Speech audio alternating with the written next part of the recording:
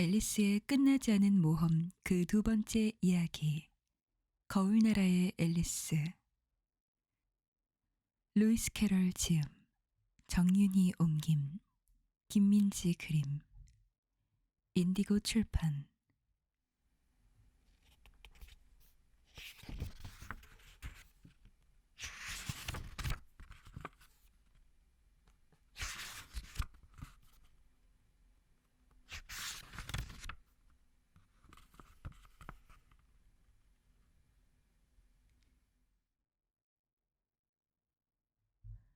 티 없이 맑고 깨끗한 이마, 꿈을 꾸듯 놀란 눈동자를 가진 아이. 어느덧 세월이 흐르고 흘러 너와 내가 떨어져서 반평생을 보낸데도 애정이 듬뿍 담긴 동화를 선물 받으면 넌 분명 사랑스러운 웃음을 짓겠지. 너의 햇살 같은 얼굴과 은빛 웃음소리 보고 들은 지도 오래됐지. 앞으로 내가 살아갈 젊은 시절 어디도 나에 대한 생각이 비집고 들어갈 수 없겠지만 어디서든 내 동화에 귀 기울여 준다면 그것만도 충분한 기쁨이 되리. 한여름에 태양이 타오르던 어느 날 그 이야기는 시작되었어. 우리가 노를 저을 때마다 은은한 종소리가 울려 퍼졌지. 그날의 기억이 아직 생생한데 질투심 많은 세월은 잊으라고 말해.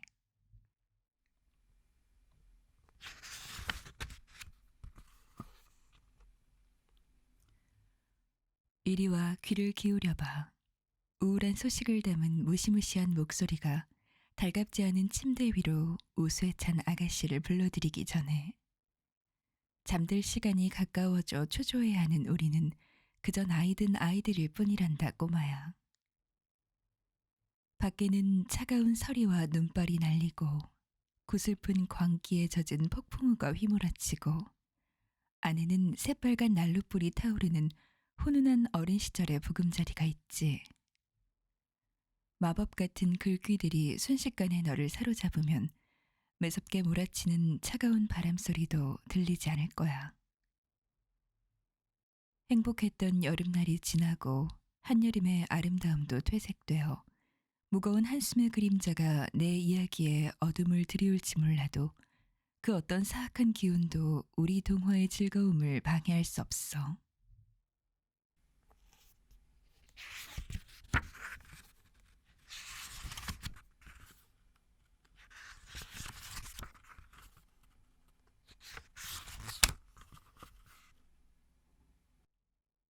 일. 거울 속의 집. 한 가지는 분명했다. 하얀 아기 고양이는 그 일과 전혀 무관하다는 것. 전적으로 까만 아기 고양이의 잘못이었다. 하얀 아기 고양이는 15분 전부터 어미에게 얼굴을 맡긴 채 세수 중이었기 때문이다.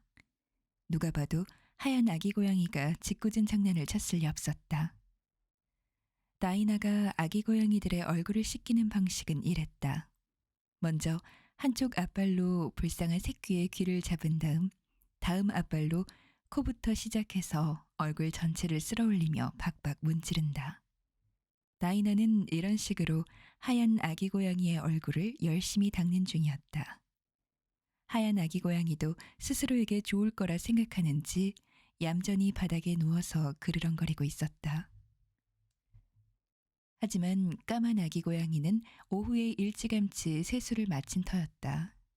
그래서 앨리스가 큼직한 안락 의자 구석에 웅크리고 앉아 혼잣말을 하다가 꾸벅꾸벅 조는 사이 그전부터 열심히 감아놨던 털실 뭉치를 이리저리 굴리며 놀다가 전부 풀고 만 것이다. 그래서 앨리스가 큼직한 안락 의자 구석에 웅크리고 앉아 혼잣말을 하다가 꾸벅꾸벅 조는 사이 그전부터 열심히 감아놨던 털실 뭉치를 이리저리 굴리며 놀다가 전부 풀고 만 것이다. 실뭉치는 벽난로 깔개 위에 잔뜩 엉클어진 채였고 까만 아기 고양이는 그 난장판 가운데서 자기 꼬리를 잡으려 빙글빙글 돌고 있었다. 이런 장난꾸러기. 앨리스는 매우 잘못된 행동을 했다는 것을 알리려는 듯 까만 아기 고양이를 덥석 들어올린 뒤 살짝 입맞추며 꾸짖었다. 그러게 다이나가 교육을 잘 시켰어야 이런 일이 없는 건데. 다이나, 네가 잘 가르쳤어야지. 앨리스는 원망스러운 눈빛으로 어미 고양이를 쳐다보며 불만에 찬 목소리로 덧붙였다. 그리고 아기 고양이와 실뭉치를 품에 안고 안락 의자로 올라가 다시 털실을 감기 시작했다. 아기 고양이에게도 한마디 하고 혼잣말도 한마디 하면서 털실을 감느라 무척 굼뜬 모습이었다. 앨리스의 무릎에 얌전히 앉은 까만 아기 고양이 키티는 주인의 모습을 지켜보면서 뭐라도 도와주고 싶은 것처럼 가끔씩 한 발을 들어 실뭉치를 슬쩍슬쩍 건드렸다. 키티, 너 내일이 무슨 날인지 아니? 언니랑 같이 창문 밖을 구경했다면 너도 알았을 텐데. 아깐 엄마랑 씻느라고 바빴지?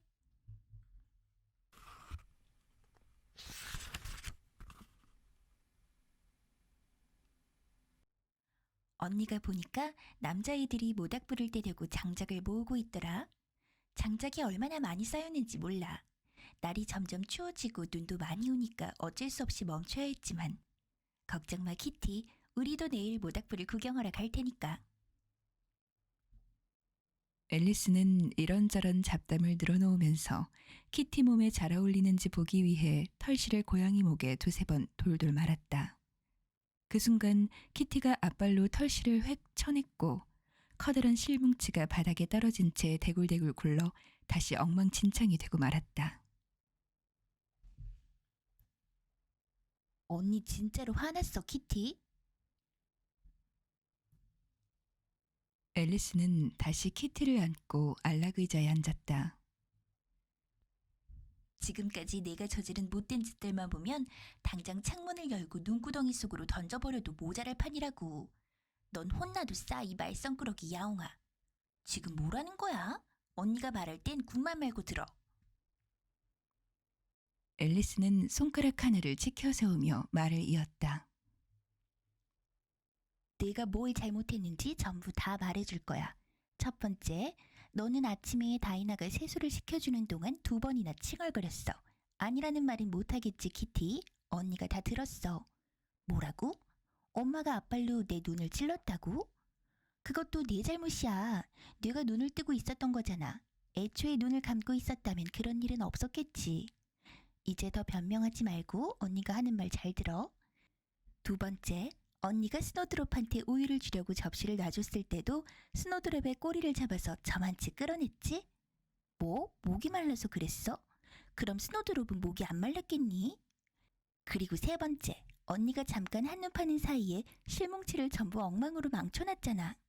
키티, 넌 잘못을 3개나 저질러 놓고도 아직 하나도 벌을 받지 않았어. 오늘 잘못한 3가지를 그대로 기억했다가 다음 주 수요일에 한꺼번에 혼내줄 거야. 혹시 어른들도 내가 잘못한 것에 대한 벌을 전부 모아놓고 있는 거 아니야? 키티와 대화를 하던 앨리스가 이제 혼잣말을 중얼거렸다.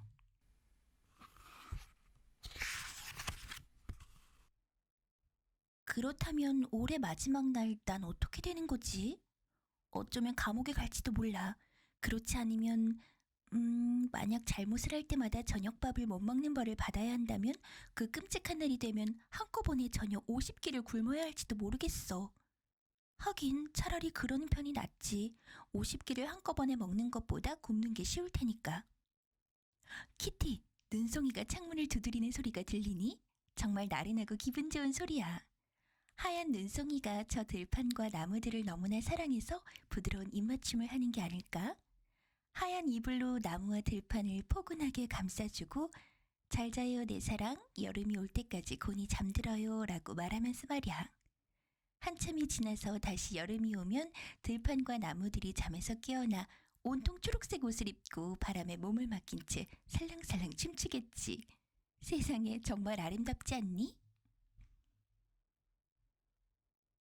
앨리스는 감탄에 젖어 손뼉을 쳤고 그 바람에 실뭉치가 바닥에 떨어졌다. 그게 사실이라면 얼마나 멋질까? 나뭇잎들이 온통 갈색 옷으로 갈아입는 가을이 되면 금방이라도 골아 떨어질 것처럼 졸려 보일 거야. 키티, 너 체스 둘 줄 아니? 아니, 웃지 말고 정말 진지하게 묻는 거야.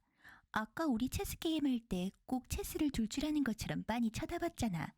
내가 체크라고 외쳤을 때 내가 가르릉 울었고 정말 멋진 한수였지. 그 비열한 기사가 내 말들 사이로 요리조리 빠져나가지만 않았다면 내가 이길 수 있었을 텐데. 키티, 우리 흉내내기 놀이하자. 이 시점에서 평소 앨리스가 가장 좋아하는 흉내내기 놀이란 게 어떤 것인지 절반만이라도 설명해 줄 수 있다면 얼마나 좋을까. 바로 전날만 해도 앨리스는 언니와 한참 티격태격 말다툼을 벌였다. 모든 건 여러 왕과 왕비들을 흉내내는 놀이를 하자는 앨리스의 제안 때문에 비롯된 것이었다. 매사에 정확한 것을 좋아하는 앨리스의 언니는 단 둘밖에 없는데 여러 왕들과 왕비들 흉내내기 놀이를 한다는 것 자체가 말이 되지 않는다고 따지고 들었다. 결국 앨리스는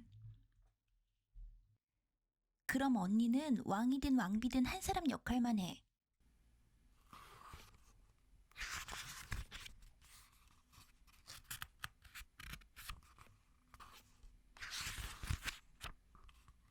나머지 여러 역할을 내가 전부 다 맡아서 할게. 라며 슬그머니 꼬리를 내려야만 했다. 언젠가는 유모의 귓가에 대고 유모, 우리 흉내내기 놀이하자. 난 배고픈 하이에나 할게. 유모는 뼈다귀 흉내내줘. 라고 소리쳤다가 나이든 유모가 간이 떨어질 뻔한 적도 있었다.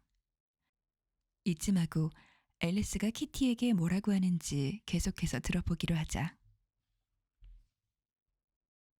키티, 우리 흉내내기 놀이하자. 내가 붉은 여왕을 맡아. 아빠를 들고 팔짱을 끼고 있으면 붉은 여왕이랑 똑같을 거야. 자, 이리 와. 언니 말 들어야지. 착해라. 앨리스는 탁자에 있던 붉은 여왕을 집어들더니 아기 고양이가 볼 수 있도록 코앞에 세워두었다. 물론 이론적으로도 성공하기가 힘든 일이었지만 앨리스는 키티가 제대로 팔짱을 끼지 않아서 실패한 거라고 생각하는 모양이었다. 결국 앨리스는 키티를 벌줄 요량으로 번쩍 들고 거울 앞으로 걸어가서 자신이 얼마나 화가 났는지 보여주기로 마음먹었다. 계속 말 안 들으면 거울 속의 집에다 던져버릴 거야. 정말 그랬으면 좋겠어. 키티, 이제 언니 말 잘 들어야 해. 말대꾸 않고 시키는 대로 꼬박꼬박 하겠다고 약속하면 언니가 거울 속의 집에 대해서 전부 얘기해 줄게. 저기 거울 속에 있는 방이 보이니? 방 안에 있는 물건들이 전부 반대 방향에 있다는 것만 빼면 우리 거실이랑 똑같이 생겼어.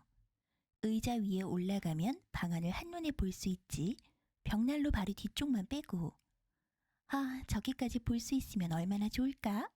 거울 속의 방에서도 겨울이 되면 벽난로를 피우는지 궁금해 죽겠어. 우리 집 거실에서는 불을 피우지 않잖아.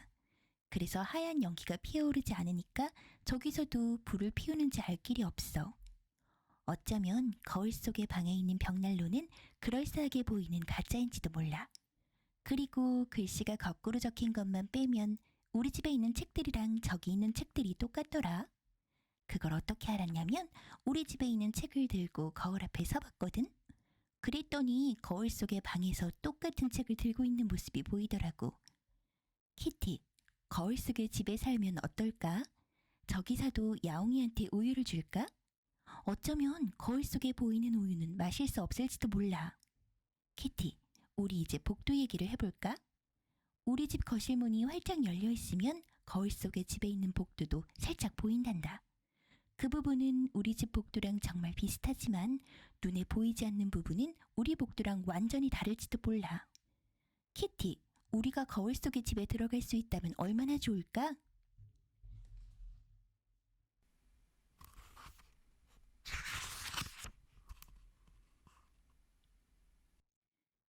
분명 그 안에는 아주 아름다운 것들이 가득할 거야. 맞아, 키티. 거울 속의 집으로 가는 길이 있다고 상상해보자. 저 거울이 거즈처럼 부드러워서 우리가 거울 속으로 슬그머니 들어갈 수 있다고 말이야. 어머나, 거울이 안개처럼 변하고 있잖아. 진짜야. 이제 거울 속에 쉽게 들어갈 수 있겠어. 어느새 앨리스는 벽난로 선반 위에 폴짝 뛰어 올라가 있었다. 분명히 거울이 반짝거리는 은색 안개처럼 뽀얗게 변하고 있었다. 그 다음 순간 앨리스는 거울을 통과해 거울 속의 방으로 사뿐히 뛰어내렸다.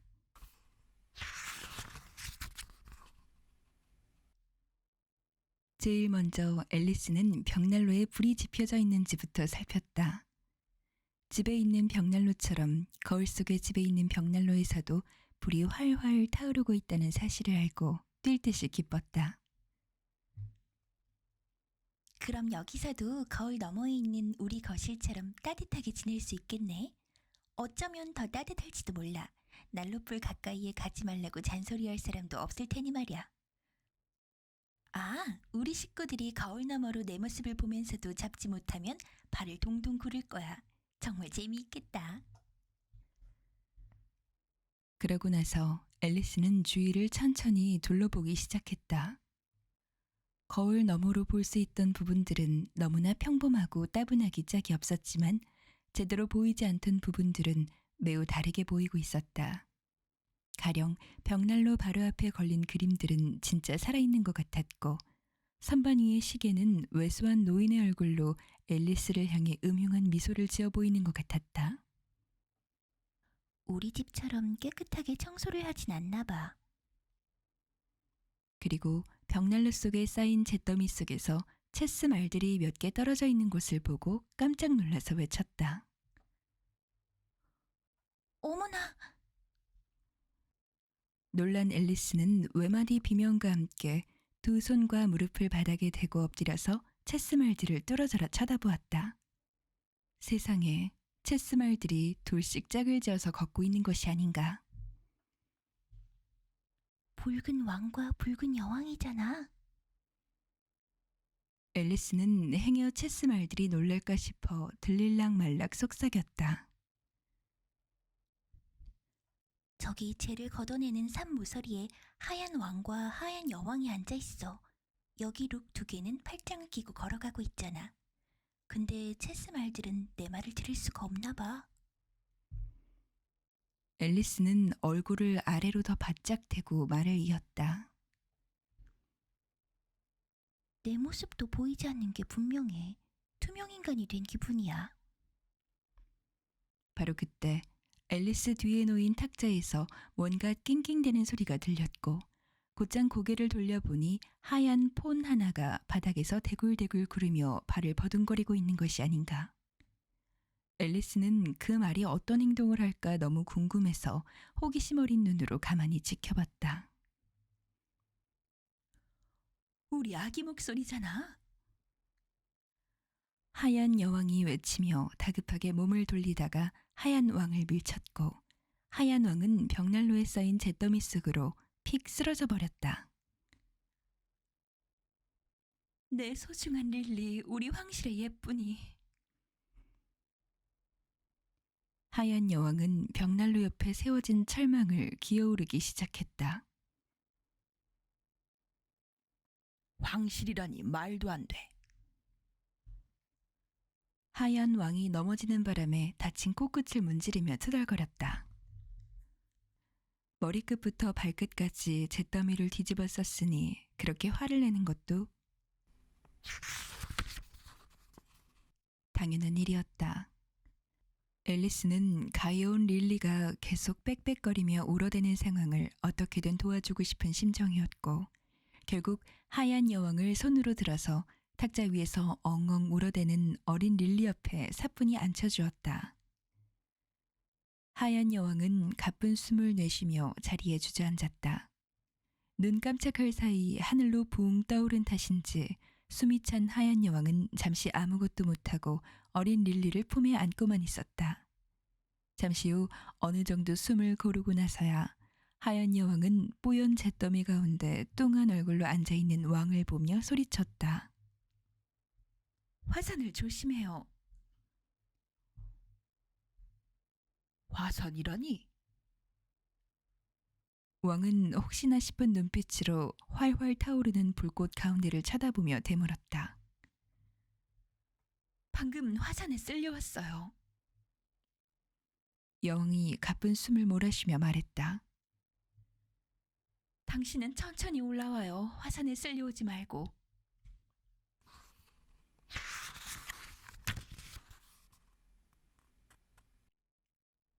앨리스는 철망을 천천히 잡고 기어 올라가는 왕의 모습을 바라보다 마침내 말했다. 그렇게 굼벵이처럼 올라가다가는 몇 시간이 걸려도 못 가겠어요. 차라리 내가 도와주는 편이 낫겠네요. 안 그래요? 하지만 하얀 왕은 앨리스의 말에 아무 대답도 하지 않았다. 앨리스를 보지도 듣지도 못하는 것이 분명했다. 결국 앨리스는 아까보다 더 조심스럽게 하얀 왕을 살포시 들어올렸고 행여나 왕이 놀라서 숨이 멎지 않도록 최대한 천천히 옮겼다. 그리고 하얀 재를 온몸에 뒤집어 쓴 왕의 모습을 보면서 탁자에 내려놓기 전에 먼지나 조금 털어주자 싶은 생각이 들었다. 보이지 않는 손에 들린 채로 공중에 붕 떠서 온몸에 묻은 잿더미 가루가 탈탈 털리자 하얀 왕은 소스라치게 놀란 나머지 끽소리도 내지 못하고 눈과 입만 점점 더 크게 벌릴 따름이었다. 그 모습을 보고 웃음이 터진 앨리스가 손을 좌우로 거세게 흔드는 바람에 하마터면 왕을 바닥에 떨어뜨릴 뻔했다. 제발 그렇게 웃긴 표정 좀 하지 말아요. 앨리스는 왕이 자신의 목소리를 듣지 못한다는 사실마저 잊은 채 깔깔거리며 말했다. 너무 웃겨서 제대로 잡고 있을 수가 없잖아요. 제발 그 입 좀 다물라니까요. 그러다 잿더미가 전부 입속에 들어가겠어요. 자, 이제 어느 정도 먼지가 없어진 것 같네요. 앨리스는 잔뜩 헝클어진 왕의 머리카락을 매만져주고 왕을 탁자 위에 있는 여왕의 옆에 내려두었다. 하얀 왕은 자리에 털썩 주저앉아 얼음처럼 굳어 있었다. 앨리스는 자신이 뭔가 잘못을 했나 싶어 놀란 듯 방안을 빙빙 돌며 왕에게 끼얹을 찬물이 없나 살펴보았다. 하지만 눈에 띄는 거라곤 잉크병밖에 없었다. 그거라도 쓰자 싶어서 다시 돌아와 보니 어느새 왕이 정신을 차리고 잔뜩 겁에 질린 표정으로 여왕과 뭔가 속닥거리고 있었다. 개미 목소리처럼 잘 들리지 않아서 귀를 바짝 대고 들어야만 겨우 알아들을 수 있을 정도였다. 먼저 하얀 왕이 말했다. 진짜라니까 여보. 얼마나 놀랐는지 구렛나루 끝까지 소름이 끼치더라니까. 그러자 여왕이 대답했다. 당신 구렛나루가 어디 있다고 그래요? 어찌나 소름이 끼치던지 정말로 평생 잊지 못할 것 같아. 왕이 말했다.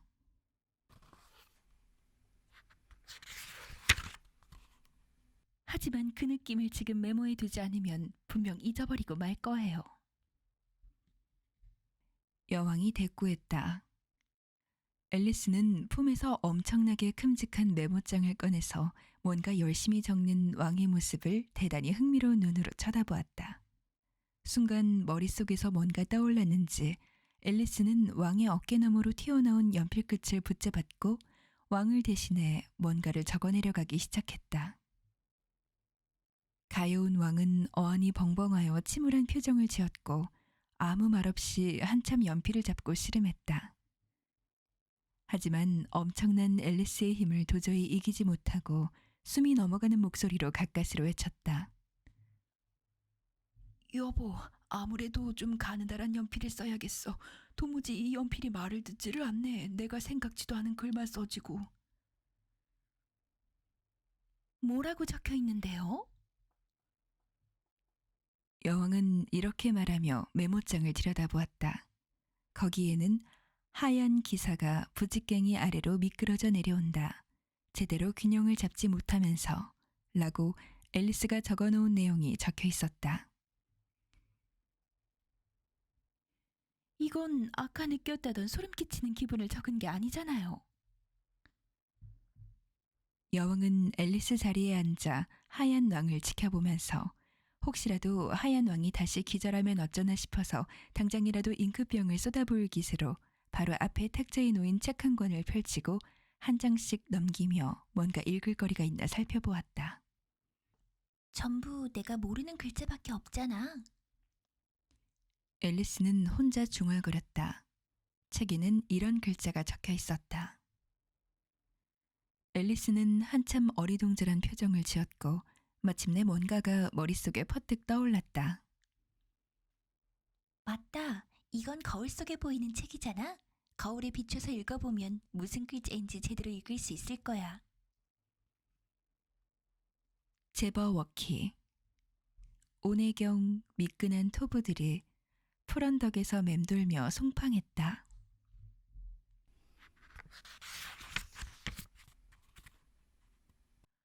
보로고브들은 전부 조비했고 녹대들은 길을 잃고 애취 휘휘거렸다. 아들아, 제버워키를 조심하렴. 물어뜯는 주둥이, 날카로운 발톱, 주부주부 새를 조심하렴. 부글부글 화난 밴더스네치를 피하렴. 아들은 커다란 칼을 들고 있었다. 오랫동안 어마무시한 적을 쫓다가 통통 나무 옆에 휴식을 취하며 잠시 생각에 잠겨 있었다. 그렇게 곰곰이 생각에 잠겨 있는데 제버워키가 눈을 이글거리며 나무 빽빽 어두운 숲 사이로 어슬렁어슬렁 시끌시끌 중얼거리며 다가왔다. 하나둘 하나둘 커다란 칼이 이리저리 휙휙 움직였다. 아들은 제버워키를 해치운 뒤 머리만 들고 깡충거리며 신나서 뛰어왔다. 제버워키를 해치운 거냐? 이리 온 반짝이며 빛나는 내 아들아. 오, 아름다운 날이로다. 칼루 칼레이. 그는 기쁨에 차올라 껄껄 웃었다. 온해경 미끈한 토부들이 풀단지에서 맴돌며 송팡했다. 보로고브들은 전부 조비했고 녹대들은 길을 잃고 애취 휘휘거렸다. 뭔지 몰라도 꽤 좋은 시 같아. 앨리스는 시를 끝까지 읽고 나서 말했다. 물론 이해하기가 쉽지는 않지만 앨리스는 시의 내용을 제대로 이해하지 못했다는 사실을 본인 스스로 인정하고 싶지 않았던 것 같다. 어쨌든 머릿속에 온갖 생각들이 꽉 차는 느낌이야. 그게 뭔지는 잘 모르겠지만 누군가가 어떤 것을 죽였다는 건 분명한 것 같은데.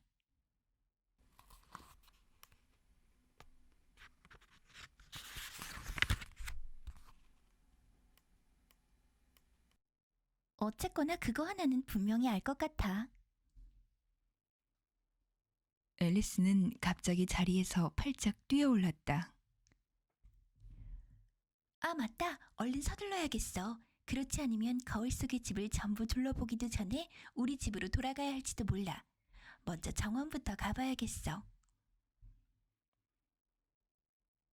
앨리스는 곧바로 방에서 뛰쳐나와 성큼성큼 계단을 내려갔다. 그냥 뛰어내려간다기보다 완전히 새로운 방식으로 쉽고 재빠르게 계단을 이동했다. 앨리스는 손가락 끝을 난간에 살짝 댄 채 계단에 발을 대지도 않은 상태에서 공중에 떠서 아래로 내려갔다. 그런 식으로 계단을 내려간 후에도 붕 뜬 상태로 복도를 지나갔다. 문설주에 손을 대지 않았다면 그대로 문을 통과해 지나가고도 남았을 것이다. 너무 오랫동안 공중에 떠 있어서 머리가 띵했던 터라 앨리스는 다시 자연스럽게 발을 디디고 걸을 수 있어서 너무 다행이다 싶었다.